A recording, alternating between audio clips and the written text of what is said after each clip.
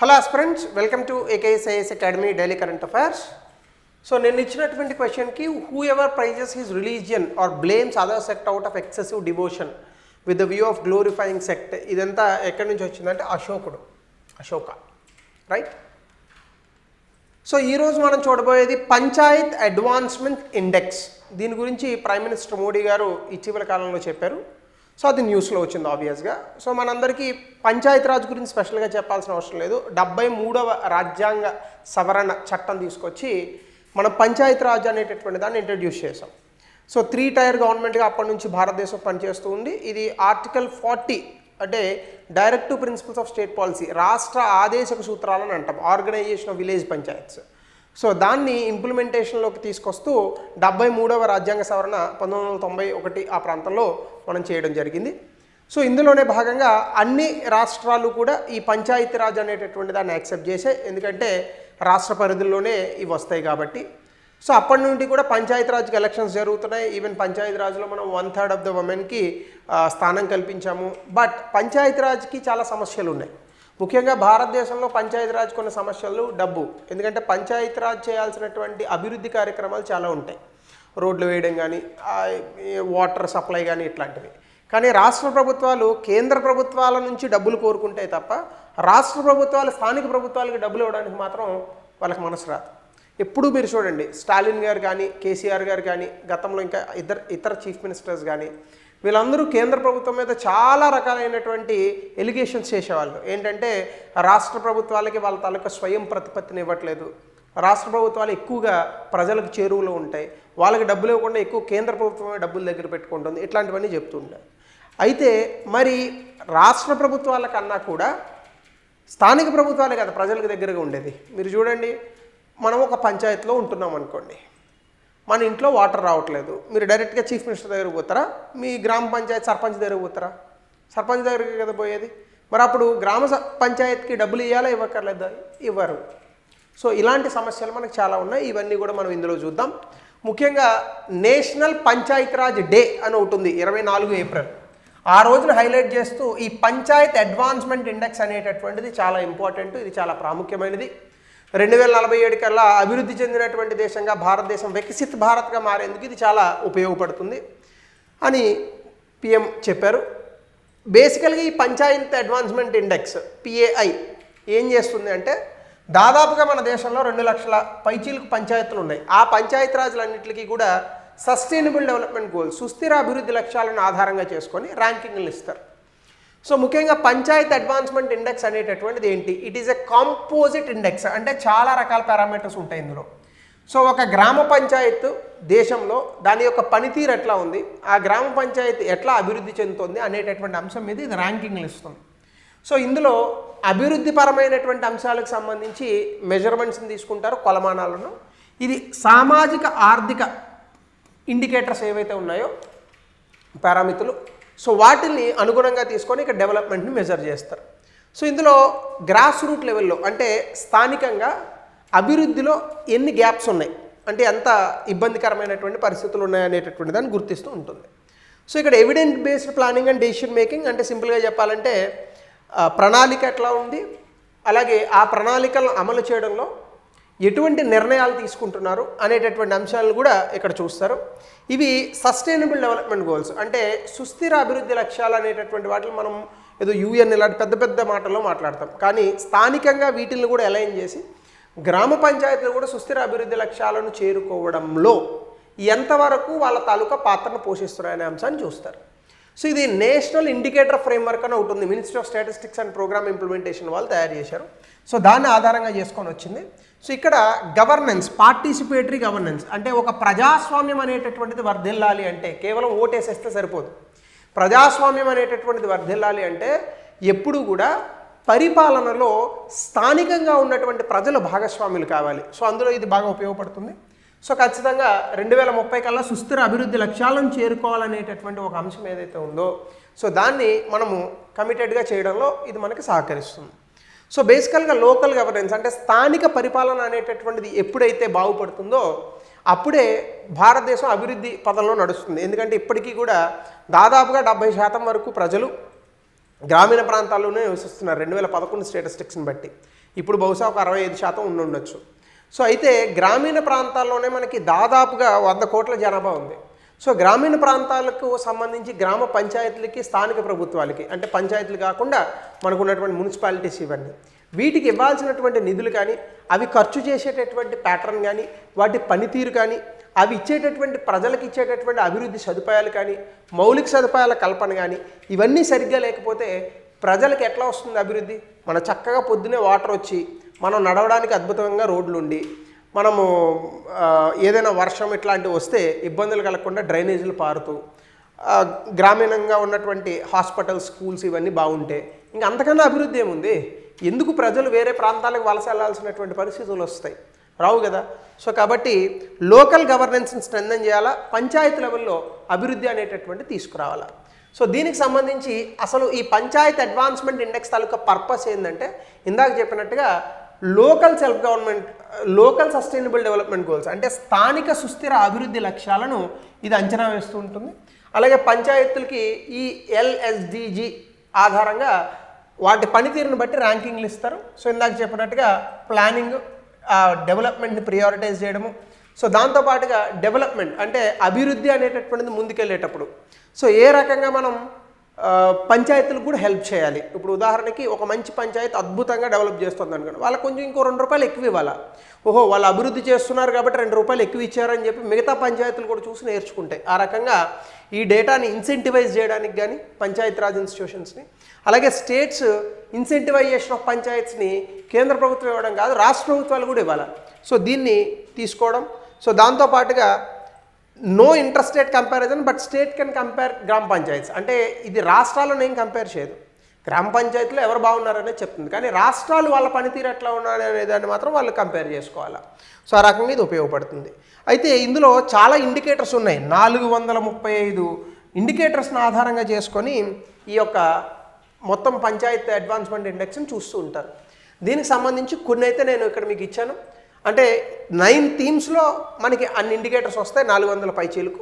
So దీనికి సంబంధించి poverty ఎట్లుంది అంటే పేదరికం లేకుండా ఎట్లున్నాయి, అక్కడ ఉపాధి అవకాశాలు కానీ వాళ్ళకి సంబంధించినటువంటి బ్రతికేటటువంటి జీవితం ఎట్లా ఉంది, అలాగే హెల్దీ పంచాయత్, చైల్డ్ ఫ్రెండ్లీ ప్రజల్లో ముఖ్యంగా చిన్నపిల్లలకి అది ఉపయోగపడుతుందా లేదా, వాటర్ ఇస్తున్నారా లేదా, క్లీన్ అండ్ గ్రీన్ పేరులోనే ఉంది, శానిటేషన్ అవన్నీ ఉన్నాయా లేవా, అలాగే మౌలిక సదుపాయాలు ఉన్నాయా లేవా, అలాగే సామాజికంగా బాగా చూసుకుంటున్నారా లేదా, లేదా ఎవరినైనా వెలేస్తున్నారా, పరిపాలనలో సుపరిపాలన ఎట్లా ఉంది, ఉమెన్ ఫ్రెండ్లీ పంచాయత్, ఇవన్నీ కూడా లెక్క పెడతారు. సో ఇలా ఇండికేటర్స్ని తీసుకొని మొత్తంగా ఈ ఇండికేటర్స్ని కలుపుతూ ర్యాంకింగ్ అనేటటువంటిది ఇస్తూ ఉంటారు. సో ఈ పంచాయతీరాజ్కి సంబంధించి అడ్వాన్స్మెంట్ ఇండెక్స్ సంబంధించి సింపుల్గా ఒకటే పాయింట్ మీరు గుర్తుపెట్టుకోండి, పంచాయత్ లెవెల్లో అభివృద్ధి ఎట్లా ఉన్నది అనేటటువంటి దాన్ని ఇది క్యాలిక్యులేట్ చేస్తుంది. మనకి దాదాపు 2 లక్షల పైచీలకు పంచాయతీలు ఉన్నాయి, 6 లక్షల పైచీలకు విలేజ్లు ఉన్నాయి. అందులో 2 లక్షల పైచీలకు పంచాయతీస్ వేసుకుంటే ఈ పంచాయత్స్ ఏవైతే ఉన్నాయో ఈ పంచాయత్ అడ్వాన్స్మెంట్ ఇండెక్స్లో ఎవ్రీ పంచాయతీలో అభివృద్ధి ఎట్లా ఉంది అనేది లెక్క పెడతారు. సో దీనికి సంబంధించి వీళ్ళు చాలా డేటా కలెక్షన్ ఇవన్నీ ఉంటాయి, ఇవి ఎట్లా పనిచేస్తుంది అనే దాంట్లో ముందుగా డేటా కలెక్షన్ 2,16,000 గ్రామ పంచాయతీలు 29 రాష్ట్రాలు కేంద్రపాలిత ప్రాంతాల నుంచి మొత్తంగా డేటా తీసుకున్నారు. ఇంకా పంచాయతీలు ఎక్కువే ఉంటాయి, నెంబర్ కూడా ఎగ్జాక్ట్గా ఎవరు గుర్తుపెట్టుకోరు. సో ఎంట్రీస్ని PAI పోర్టల్ ద్వారా ఎక్కిస్తారు. అలాగే రెస్పెక్టివ్ స్టేట్స్ ఇంక్లూడ్ చేసేటప్పుడు డేటాని వాళ్ళ ఇచ్చినటువంటి డేటా కరెక్టా కాదా అనేది వ్యాలిడేట్ చేసుకుంటాయి. తర్వాత పర్ఫార్మెన్స్ కేటగిరీస్లో ఏముంటాయంటే అచీవర్స్ 90 స్కోర్ వచ్చిన వాళ్ళు అచీవర్, వీళ్ళు బెస్ట్. ఫ్రంట్ రన్నర్ 75 నుంచి 89 స్కోర్ వస్తే ఫ్రంట్ రన్నర్. పర్ఫార్మర్ 60 నుంచి 74 వస్తే పర్ఫార్మర్. ఆస్పిరెంట్ 40 నుంచి 59 వస్తే ఆస్పిరెంట్. బిగినర్ 40కి బిలో ఉంటే బిగినర్. సో ఈ రకంగా మనము పనితీరు అనేటటువంటి దాన్ని లెక్క కడుతూ ఉంటాం. అలాగే PAI డేటా అనేటటువంటిది ఏదైతే ఉందో 2022-23కి సంబంధించి 2,56,000 పంచాయత్స్కి కానీ 2,16,000 పంచాయతీలకి డేటా సబ్మిట్ చేశారు, వ్యాలిడేట్ చేశారు. ఒక్క గ్రామ పంచాయతీ కూడా అచీవర్ స్టేటస్ అంటే 90 మార్కులు దాటి రాలేదు. మరి పనిష్మెంట్ ఇవ్వాలి కదా వీళ్ళందరికీ కదా. 0.3% ఏమో ఫ్రంట్ రన్నర్లు ఉన్నారు, 35% ఏమో పర్ఫార్మర్స్ ఉన్నారు, 61 మంది ఆస్పిరెంట్స్ ఉన్నారు. ఆస్పిరెంట్స్ అంటే ఎవరు, 4వ ర్యాంక్ ఉన్న వాళ్ళే ఎక్కువ మంది ఆస్పిరెంట్స్. 2.5 ఏమో బిగినర్స్ ఉన్నారు. సో కాబట్టి అచీవర్ కేటగిరీలో ఒక్కళ్ళు కూడా రాలేదు. దీనికి గల కారణాలు ఏందనేది ఇందులో చూద్దాం. అంటే ఏ సవాళ్ళ వల్ల ఒక్క గ్రామ పంచాయతీ కూడా అచీవర్ కేటగిరీలోకి రాలేదు. ముందుగా లిమిటెడ్ ఫినాన్షియల్ అటానమీ అంటే పంచాయతీలు ఎక్కువగా వాళ్ళకి కావాల్సినటువంటి డబ్బులకు సంబంధించి రాష్ట్ర ప్రభుత్వాలు కేంద్ర ప్రభుత్వాల మీద ఆధారపడి ఉంటాయి. వీడు. సో పంచాయతీలో మీరు గ్రామ పంచాయతీలకు డబ్బులు ఇవ్వకపోతే ఇంకా మరి పైసలు ఎట్లా వస్తాయి వాళ్ళకి? సో ఇది పెద్ద సమస్య. 2, ఆర్బీఐ ఇచ్చినటువంటి స్టడీ ప్రకారం పంచాయత్స్కి యావరేజ్ రెవెన్యూ అంటే సగటున ఆదాయం ఎంతో తెలుసా? 21 లక్ష. అంటే పంచాయతీ అంటే ఒక 5,000 మంది ఉన్నారనుకోండి, 21 లక్షలు ఏం సరిపోతాయండి? సో వాళ్ళకి మొత్తంగా ఇందులో వాళ్ళకు వచ్చేటటువంటి లోకల్ ట్యాక్సెస్ కూడా వాళ్ళని తీసుకొనియరు. అసలు వాళ్ళకి లోకల్ ట్యాక్సెస్ ఇయ్యరు అధికారాలు. రాష్ట్ర ప్రభుత్వాలు అధికారాలు ఇవ్వాలి 73వ రాజ్యాంగ సవరణ చట్టం ప్రకారం. కానీ రాష్ట్ర ప్రభుత్వాల పరిధిలో ఉంటుంది, వాళ్ళ అధికారాలు ఇయ్యరు పన్నులు తీసుకోవడానికి. వాళ్ళకు వచ్చే డబ్బుల్లో 1% మాత్రమే వాళ్ళ రెవెన్యూ. అంటే పంచాయతీకి 100 రూపాయలు వస్తుంటే అందులో 1 రూపాయి మాత్రమే వాళ్ళు పన్నుల రూపాయన వసూలు చేసుకోగలరు, మిగతాదంతా రాష్ట్ర ప్రభుత్వాలు తీసేసుకుంటాయి. అలాగే 15వ ఆర్థిక సంఘం ఏం చెప్పిందంటే 8 రాష్ట్రాలు మాత్రమే 6th state finance commission due డేట్కి కాన్స్టిట్యూట్ చేశాయని చెప్పింది. లోకల్ ట్యాక్స్ కలెక్షన్ అనేది రాజకీయంగా చాలా సెన్సిటివ్ అయిపోయింది. అక్కడ ఉన్నటువంటి గ్రామ పంచాయతీలు సర్పంచ్లు లేదా అక్కడ ఉన్నటువంటి ఎమ్మెల్యేలకు దగ్గరగా ఉన్న వాళ్ళు వీళ్ళంతా కూడా పన్నులు వేస్తే ఏదో అనుకుంటారు. సో రాష్ట్ర ప్రభుత్వం తాలూకా పన్నులు అయితే ఎవరిని ఏమనరు, ఇక్కడ మనం పట్టు కోల్పోతాము, ఇట్లాంటి ఏవో పిచ్చి ఇవన్నీ చెప్తూ ఉంటారు. సో ఆ కారణంగా మనకి పరిపాలన వీక్గానే ఉంటుంది, రాజకీయంగా కొంచెం ప్రబలంగా ఉండడం వల్ల పన్నులు వేయలేకపోతున్నాం. అలాగే ఇన్కంప్లీట్ డెవల్యూషన్ ఆఫ్ పవర్స్ 73వ రాజ్యాంగ సవరణ చట్టం 1992 29 సబ్జెక్ట్స్ని పంచాయతీరాజ్ ఇన్స్టిట్యూషన్స్కి ట్రాన్స్ఫర్ చేయాలంది. అవన్నీ పేపర్ మీద ఉన్నాయి, ఏం ట్రాన్స్ఫర్ చేయాల. అలాగే మినిస్ట్రీ ఆఫ్ పంచాయతీరాజ్ 2022లో 20% of the states fully devolution of పవర్స్ని ఇంప్లిమెంట్ చేశారు. అంటే 20% కన్నా తక్కువ రాష్ట్రాలు ఈ పైన చెప్పినటువంటి 29 సబ్జెక్ట్ని ట్రాన్స్ఫర్ చేశారని ఒక నివేదికలో చెప్పింది. అట్లానే టెక్నాలజికల్ అండ్ కెపాసిటీ గ్యాప్స్ చూసుకుంటే డిజిటల్ ఇన్ఫ్రాస్ట్రక్చరు లిటరసీ ఇవన్నీ చాలా ల్యాకింగ్గా ఉన్నాయి. ముఖ్యంగా digital infrastructure in the sense computers కానీ గ్రామ పంచాయతీలో పనిచేసేటటువంటి ఎంప్లాయీస్ కానీ. సో ఇవి దీని కారణంగా డేటా రిపోర్టింగ్ కానీ ఇవన్నీ కూడా చాలా స్తబ్దతతో కూడుకున్నటువంటి అంశాలు పంచాయతీరాజ్లో. సో పంచాయతీరాజ్ బాగుపడాలి. నేను చెప్తే మీకు అతిశయోక్తిగా ఉంటుంది కానీ చైనా పాకిస్తాన్లో భారతదేశం కన్నా పంచాయతీరాజ్ సంస్థలు బలంగా ఉన్నాయి. దాని అర్థం పాకిస్తాన్ గొప్ప దేశం అని కాదు, కేవలం పంచాయతీరాజ్ గురించి చెప్తున్నాను. ఎందుకంటే మీరు పాకిస్తాన్ రాజకీయ నాయకులను తీసుకోండి, ఎక్కువ శాతం పంచాయతీరాజ్లో సర్పంచ్లుగా గెలిచిన వాళ్ళు రాజకీయ నాయకులుగా వస్తారు. ఇండియాలో ఒకళ్ళని చూపించండి. రాష్ట్ర పరిధిలో టాప్ హెడ్స్ని మాత్రమే మనం చూస్తాం. చంద్రబాబు నాయుడు గారు, జగన్మోహన్ రెడ్డి గారు, కేసీఆర్ గారు, రేవంత్ రెడ్డి గారు, ఇలాంటి వాళ్ళనే చూస్తాం తప్ప మనకి దగ్గరగా ఉన్నటువంటి వ్యక్తులు రాజకీయంగా పెంచాలనేటటువంటి ఆలోచన మనకు ఉండదు. సో ఈ రకంగా పంచాయతీరాజులు చాలా తక్కువగా ఉండడం వల్ల మనకు చాలా ఇబ్బంది ఉంది. మీరు జర్మనీ పోయారనుకోండి, ఫర్ ఎగ్జాంపుల్ మీరు ఒక విలేజ్లో ఉంటున్నారు జర్మనీలో, మీకు పాస్పోర్ట్ కావాలా, మీకు ఆ దగ్గరలో ఉన్న పంచాయతీకి వెళ్ళి మీరు అప్లికేషన్ నింపేసి వస్తే మీకు పాస్పోర్ట్ ఇంటికి వస్తుంది. మనం ఏం చేయాలా?